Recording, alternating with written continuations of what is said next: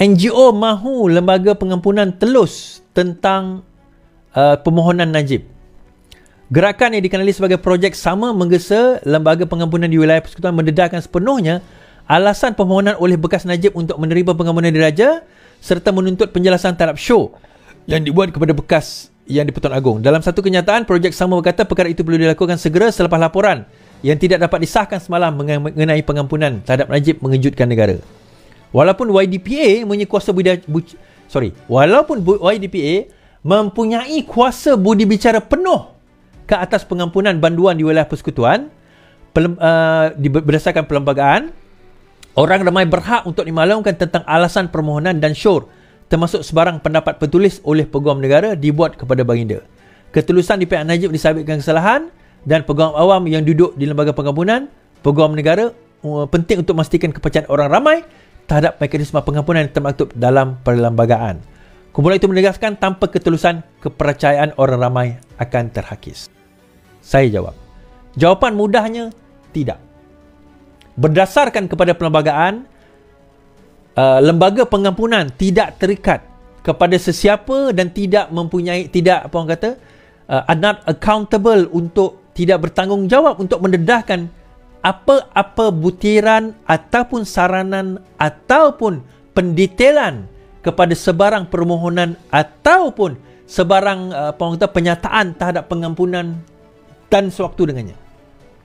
Itu adalah bidang kuasa lembaga pengampunan. Tetapi apa yang saya boleh kata, apa yang lembaga pengampunan akan normally, bukan saya kata akan lakukan, tapi normally lembaga pengampunan akan melihat permohonan. Yang pertama, permohonan itu adalah mematuhi syarat-syarat. Dia ada syarat-syarat dia.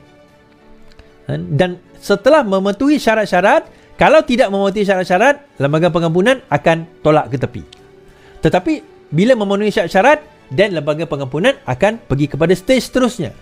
Stage seterusnya adalah adakah perkara ini ataupun orang ini ataupun orang banduan ini boleh dibawa ke hadapan untuk pengampunan atau tidak. Itu stage seterusnya. Okey. So tugas pegawai lembaga pengampunan ini bukan mengampunkan. Ini kita kena faham. Tugas ataupun tanggungjawab lembaga pengampunan bukan mengampunkan banduan tersebut. Ini ada orang kata, apa ni bagi Najib 6 tahun lepas tu denda kurang, kata perjuangan, kata reformasi. Itu saya kata, ini bukan kerja kerajaan, bukan tugas Perdana Menteri, bukan tugas Menteri Wilayah. Tugas lembaga pengampunan yang diketuai oleh Menteri Wilayah adalah memastikan prosedur itu betul dahulu. Contoh, saya tak tahu tapi contoh prosedur mengatakan bahawa banduan hendaklah serve 1/3 daripada sentence. Maksudnya katakanlah penjara itu 12 tahun, dia dah serve 1/3 iaitu 4 tahun. Setelah lebih 4 tahun, maka layak untuk dia memohon untuk pengampunan. Memohon bukan meminta pengampunan, memohon, baru mohon. Belum tentu diluluskan. So katakanlah banduan itu baru setahun. Dia tengok-tengok, oh tak cukup. Maka tak perlu pergi kepada Yang di-Pertuan Agong. Pada peringkat lembaga pengampunan, mereka dah boleh tolak tepi, kata tak cukup.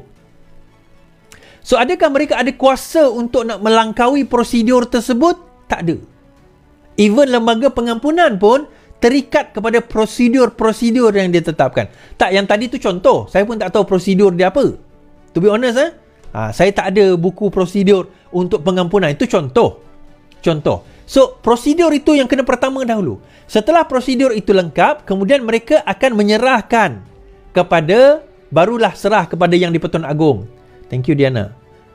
Sama ada baginda akan menetapkan untuk pengampunan atau tidak. Penuh atau tidak penuh. Itu barulah Yang di-Pertuan Agong akan tentukan. Okey? So, prosedurnya sedemikian. So, bila dia kata, maka hendaklah didedahkan kepada umum apa saranan mereka, bagi saya tak perlu. Kalau nak dedahkan kes Najib kepada umum, so bagaimana pula dengan kes-kes banduan-banduan yang lain? Apakah mereka juga berhak untuk nak didedahkan? So, apa istimewa Najib berbanding dengan orang lain? Itu jadi satu persoalan besar. Kan? So, akhirnya sama je. Dan saya tertarik dengan kenyataan daripada, even Fahmi sendiri mengatakan hari ini.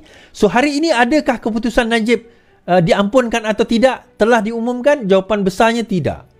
Ada yang mengatakan kerana hari ini dah pelantikan yang di-Pertuan Agong yang baru, so tak nak benda tu nanti overshadow. Tunggu, kata Fahmi, 2 hari berturut-turut. Menteri Komunikasi Fahmi Fadzil sekali lagi menggesa pihak media menunggu pengumuman rasmi berkaitan keputusan Lembaga Pengampunan. Kenyataan itu dibuat di tengah-tengah perbincangan hangat berkaitan nasib bekas Perdana Menteri Najib Razak sama ada berjaya mendapat pengampunan diraja bagi kesalahan rasuah. Saya telah menyatakan kita perlu tunggu kenyataan media. Okay. So, again Fahmi kata bahawa tunggu, tidak ada pengumuman pada hari ini.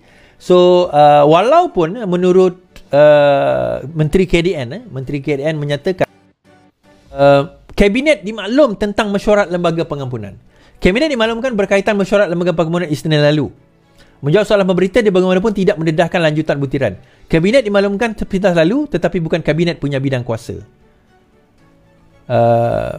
Lembaga Pengampunan seperti dalam perlembagaan menyatakan jelas bidang kuasa siapa, keanggotaan bagaimana. Jadi kita bincang, tetapi kita faham ini bukan bidang kuasa kabinet, katanya. Sementara itu ditanya siapa yang akan mengumumkan, Syafuddin menjawab dia tidak boleh bercakap bagi pihak Lembaga Pengampunan.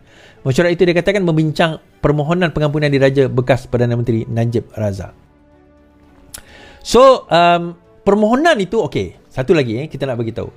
Permohonan itu tetap akan ada, kan? Peguam Najib, dia ada 3 pihak yang boleh. Ini yang saya tahu. 3 pihak yang boleh meminta permohonan pengampunan diraja. Yang satu adalah banduan, yang kedua adalah peguam dan keluarga, peguam / keluarga, dan yang ketiga penjara sendiri. So 3 pihak ini boleh membuat permohonan untuk pengampunan diraja. Permohonan tu boleh dibuat, tetapi belum tentu lepas kerana dia ada second stage, iaitu prosedur macam saya sebut tadi. So every year orang boleh buat minta permohonan, every time, macam mana kata, setiap kali ada mesyuarat tu, setiap kali itulah akan ada permohonan. Kita kena ingat kita ada berbelas ribu, mungkin berpuluh ribu banduan di seluruh Malaysia. Permohonan tu mungkin banyaklah kita kata, kan. Tetapi adakah semua permohonan itu akan dilayan? Bukan dilayan, dia akan dilayan. Tetapi boleh lepas, dia bergantung kepada prosedur, kan. Walaupun lepas sekalipun, akhirnya Yang di-Pertuan Agong akan menentukan. Baik, kesannya bagaimana bagi saya? Kita baca, Najib dapat pengampunan atau tidak, Anwar tetap terkesan. Pengumuman rasmi Lembaga Pengampunan berkaitan Najib sama ada mendapat pengampunan diraja atau tidak tetap menjadi berita buruk bagi Perdana Menteri. Penganalisa politik Profesor Azmi Hassan berkata, jika bekas Perdana Menteri itu yang dipenjara atas kesalahan rasuah itu dibebaskan, Anwar akan dipuji menyokong UMNO. Geostrategis dan fellow kanan Akademi Penyelidikan menambah, Najib masih mempunyai sedikit pengaruh dalam parti. Justru kata Azmi, pengampunan Najib pasti akan mengembirakan akar umbi UMNO. Okay. Jika beliau terus aktif dalam kancah politik, sudah tentu dia akan menguatkan parti dan mereka akan mendapat lebih kepercayaan. Pun begitu, Azmi mengingatkan pembebasan Najib juga akan membuat pengundi PH menyalahkan Anwar, bahkan mungkin tidak selesa bekerjasama dengan UMNO. Profesor James Chin yang percaya pengampunan diraja itu akan menyebabkan kerajaan hilang keyakinan dalam kalangan penyokong bandar yang tidak mahu melihat Najib dibebaskan. Pengampunan Najib juga, kata Chin, akan menjejaskan reputasi kerajaan Malaysia. Ketika imej negara semakin pulih daripada cara kerajaan menangani isu UNDP, katanya pengampunan Najib akan membuat orang ramai menganggap kerajaan sebaliknya tidak serius memikirkan rasuah. Pada masa yang sama, Chin mengingatkan walaupun mungkin terdapat bantahan, kesannya akan terhad kerana pengampunan itu berada di bawah kuasa penuh Yang di-Pertuan Agong. Sesetengah kumpulan Melayu mungkin akan melakukan bantahan, tetapi tak banyak. Mungkin ini sama ada kerajaan persekutuan akan kekal utuh atau tidak.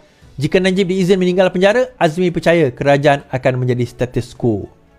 Ini kerana Azmi beberapa pihak UMNO mengakui realiti mereka saling memerlu di antara satu sama lain sebagai parti politik. Baik. Now ada lah yang mengatakan bahawa Najib akan dibebaskan daripada 12 tahun jadi 6 tahun, tolak setahun lebih, maka 2027 beliau akan dibebaskan. So 2027 itu apa, tuan-tuan? 2027 adalah PRU ke-16. So pada waktu itu dia orang kata sangat sesuai untuk pembebasan Najib pada 2027, kerana 2027 mungkin bebas awal sikit, kerana pada masa itu UMNO memerlukan dan juga PH memerlukan, UMNO memerlukan sokongan daripada orang Melayu.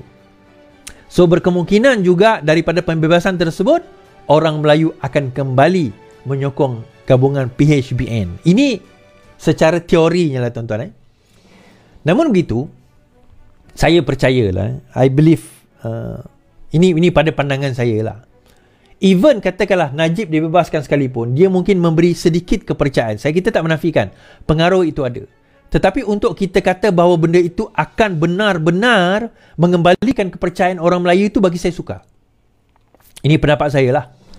Salah satu benda yang akan digunakan oleh PAS PN lah, kalau Bersatu masih ada, ialah sebagaimana mereka gunakan kes Zahid sekarang ini. Tuan-tuan tengok kes Zahid sekarang ni, sebagaimana mereka guna kes Zahid 42 kes, 47 kes, 47 kes, mereka akan gunakan juga pengampunan itu, walaupun dia tahu itu kuasa yang di-Pertuan Agong katakanlah betul kan.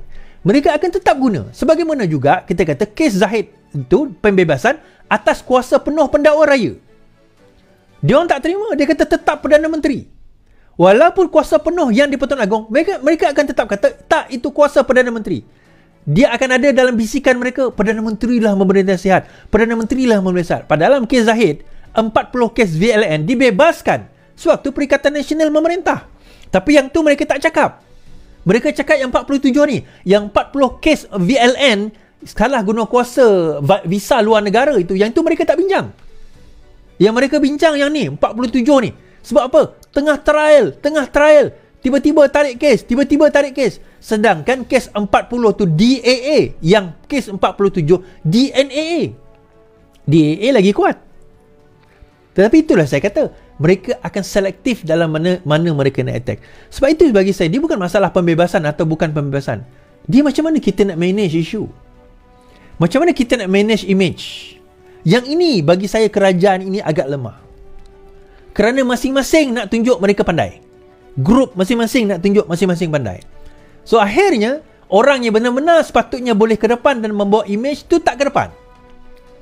Yang tak boleh ke depan, pergi ke depan, cadanglah macam-macam, keluarlah dana macam-macam, tetapi akhirnya tak ke mana. Permainan bagi saya, kerajaan ni dia tak ada satu grup, dia tak ada satu konsultan yang kuat yang boleh buat decision yang mana even Perdana Menteri pun kena dengar. Yang tu buat masa inilah tak ada lagi. Ni saya cerita, saya bagi tahu. So dah faham masalah itu, so settle lah masalahnya. Takkan nak tanya saya lagi macam mana nak settle. Kan? Saya dah nyatakan dah benda ni dah beberapa kali. Sama ada secara terbuka atau secara tertutup. Tetapi nak terima atau tidak, terpulang. Tapi kalau kau orang masih percaya dengan apa yang orang yang kau percaya sekarang ini, kau orang habis.